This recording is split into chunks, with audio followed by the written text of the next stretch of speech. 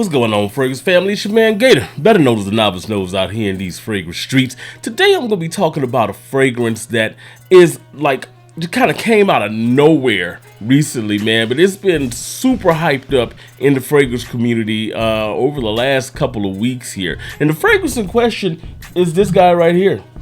This is Afnan's 9PM Rebel. Let's see if we got it there. There we go. So I did a live the other day where I did kind of an unboxing and the first impressions on it. I've had a chance to wear it, and some of my opinions of the fragrance when I first got it are substantiated, and then some of them I've refined a little bit. Now, before I get into any of those, any of my thoughts or anything on that, guys, I want to go ahead and make sure I put out my call to action right now to the Novice Nation out there. Make sure that you like the video, subscribe to the channel, and of course, share this video with somebody you know that loves fragrances. And guys, above all, thank you for all of the support, man, all of the comments, every like, every share. It all means so much to me, man. Thank you for helping to build this Novice Nation, and I love the fact that it's continuing to grow, man. So this guy right here. So I did the first impression on it. I'm not going to do a full like crazy recap for unboxing and all that. I will show you the bottle inside the box here, which is really nice. One of the things I actually love about this is the bottle. The bottle is really nice. I love that little foam cutout insert here. I think you can see it better now than you could on the live I had the other day here. And this is the bottle itself. This is the 9PM Rebel right here. It's got a whole bunch of stuff on here that is kind of like, you have to really be in front of it to see. You can kind of see where it has the brand written here on the cap and on the inside of the cap. It's kind of hard to see in the lights, but trust me, that is there. They did a hell of a job just branding the hell out of this bottle, man. So I'm gonna go ahead and do like a little test spray right quick. This is gonna be kind of short because I've already done kind of my first impressions on it. Just want to kind of let y'all guys know about what the wearing experience was. I'm actually gonna catch a little bit on the skin right quick too. So my initial impression on this fragrance when I first sprayed it on was that it was giving me Caid El Farsan, right? It was definitely something that was a familiar DNA to me when you spray it, and to be completely honest, it still is. It still has that familiar type of Caid El Farsan type of pineapple opening here. Some people are going to say that the Ventisy type of pineapple opening, and you're not wrong about that. I equate it more with the Caid El Farsan because of the strength of the pineapple when it first comes forth. Now, on the initial reaction that I had to it, I got a lot more pineapple, and I think maybe I had a little bit of the alcohol blast that was coming from this fragrance when I got it. But the few times that I sprayed it after and the couple times that I've worn it now, I do pick up a little bit more balance now. It's not so much super all pineapple, so it's not as much Caid El Farsan as it first kind of interpreted itself to be when it first sprayed out. I do get more now in that initial spray, especially going into the dry down from that initial spray. I do get more freshness. I get that pineapple still, and it still has a little bit of smokiness to that pineapple note, but I'm also getting something fresh in the background. I think that's where this fruit blend is really starting to take shape. Now, I was talking about the orange that I was picking up here, as a kind of a nuanced note on the initial reaction that I did on it. Well, I also pick up that Granny Smith apple that it has in here. It starts to kind of present itself a little bit better in the fruit blend. I can pick up a little bit more nuance in it now after a couple of times that I wore it. And I think what it is, basically, it just probably needed some air to get in the bottle. I don't know. Or maybe the nozzle was just clogged. I don't know. All I know is that when I wore it, when I was doing the testing, I picked up a lot more of the pineapple and everything. It was unbalanced. I should say. It was very unbalanced in the fruit blend. But the second day that I wore it, you could really see how it was coming together. Is this one that's probably going to have to maturate a little bit? Maybe. I mean, it's gotten a hell of a lot better just from the first day. So I'm thinking this is kind of its final form. And I think maybe it's just, you know, it was just blasting trash out the nozzle, basically, on that first impression. But one of the other things I pick up is the caramel. It's got a distinct caramel nuance in it. So when people, you know, smell this, it's almost like a textured type of caramel.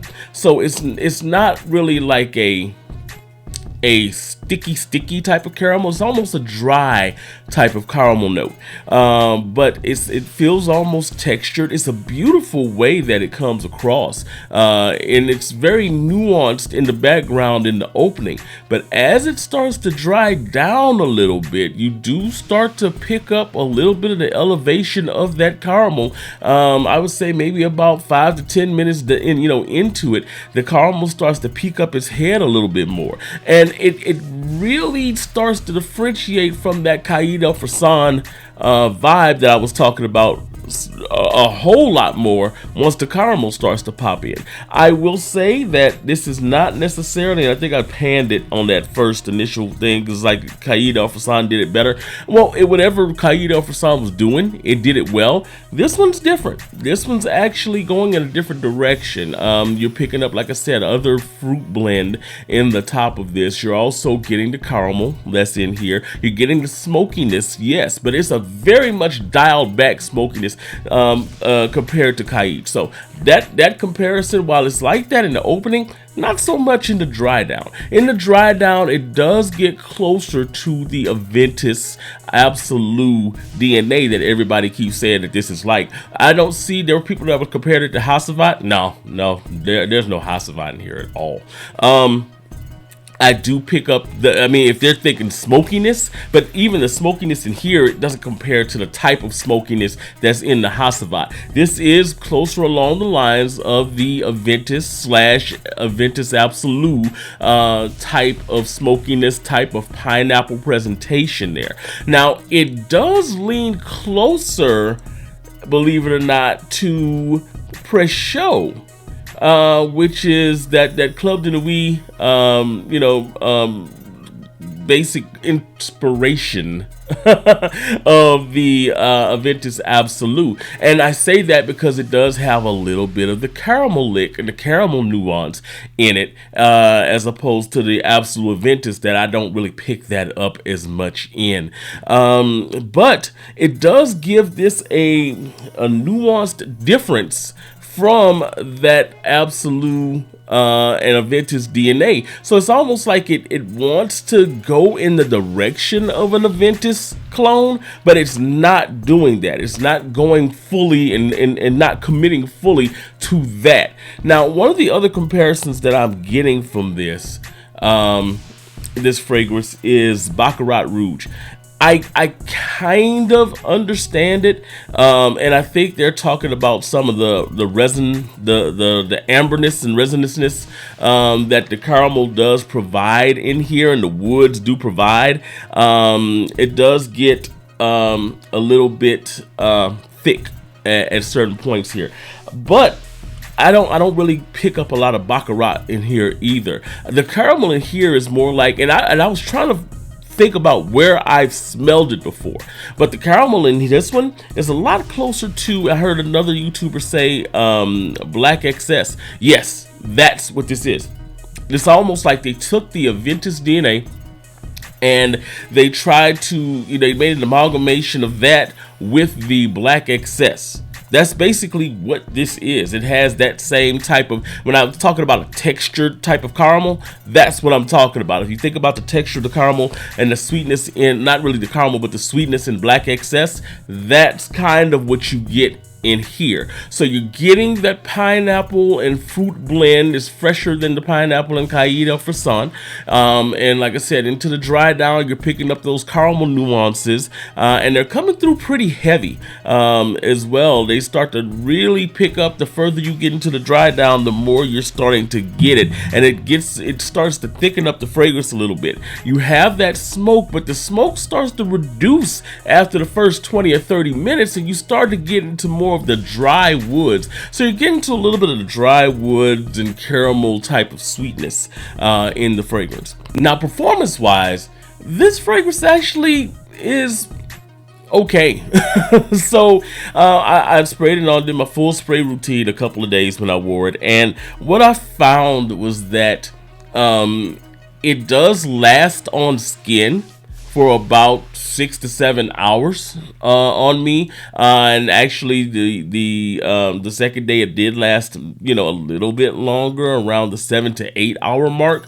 But what I found was that it really shrunk down. It projects pretty loud for the first 30 minutes to an hour that you have it on, and then it's almost like there becomes a steep drop off on it, where it just kind of, you know, where for that first hour or so you're about arm's length, and then literally it drops off a cliff going into like that hour and a half, the second hour mark, and it's like it just comes like within like a foot, like it's almost, you know, just this little 1 to maybe 2 foot scent bubble that, and I'll give it 2 feet. 2 feet as far as a scent bubble that's around you. Now, again, this is going off of like 4 to 5 sprays. If you're going with a few more sprays than that, I think it's going to actually push a little bit more. And of course, if you're putting it on clothes, it's going to probably push a little bit more as well. The way it projects reminds me a lot of, and I hate to keep going back to the Caid El Farsan, but it does remind me a lot of Caid, where you have that strong blast of pineapple for that first hour or so, and then it kind of goes into the skin and it gets, you know, just more saffron woody, and with the little nuances of sweetness from the pineapple. That's kind of what we're doing with this one, where you're gonna still get some of the fruitiness, a slight bit of the fruitiness blended with a little bit of the caramel nuance there into like the third, fourth, fifth hour of the dry down, but it's gonna be dominated mostly by the cedar, the dry woods, as you get further into the dry down on this thing. Overall, I can honestly say I enjoyed the wearing experience on this one more than I thought that I would after that initial live that I did on this thing, just kind of doing the initial impression on it. It is I love the bottle, of course, but it's a pretty nice wearing experience. It's nothing uber unique. Like, even though I would say it's kind of in that Aventus family, but it takes a definite twist. That twist that it takes isn't something to where it makes it so much different from the rest of the Aventus inspired fragrances that are out there right now. Now, is this something that was going to feel redundant if you buy, you know, if you have some of the other DNAs? Maybe a little bit. I mean, if you're into nuance and stuff like that, it does have its own separate nuance going into the caramel. If you have Precieux, it's got a similar type of vibe, but Precieux is probably a better fragrance. I think that it's got a lot of hype. I don't know if it's worth all of that hype, to be completely honest. If it's up to me, I look at it and I say, is this a must-have?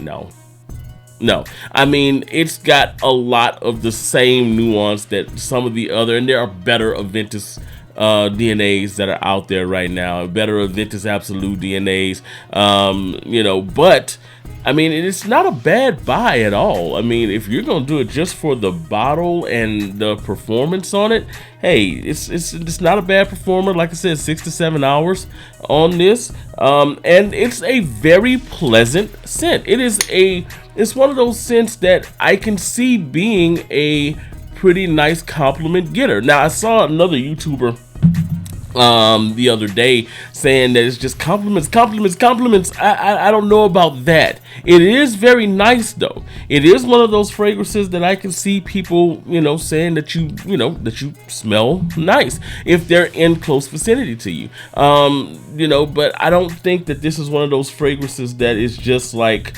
groundbreaking in any way. So is it a must-have? No, but it would be nice to have the DNA if you don't have it, and I don't think that you're going to be disappointed with your purchase if you do go and get it. You might be a little underwhelmed like I was, and I still am, because while I do like this a lot, it's nothing to just write home about. It's not a must-have, but kind of glad I have it. That's all I got on this fragrance right now, guys. I know a lot of people are getting their bottles in. I know a lot of reviewers are putting reviews out on it right now. Have you put your nose on it yet? Just let me know in the comments here what you think of this particular fragrance. I don't think like I said, it's not groundbreaking, but it's a nice fragrance. I will give it that. And also, make sure, again, you like the video, subscribe to the channel, and of course, share this video with somebody you know that loves fragrances. Till next time, people, I'm out.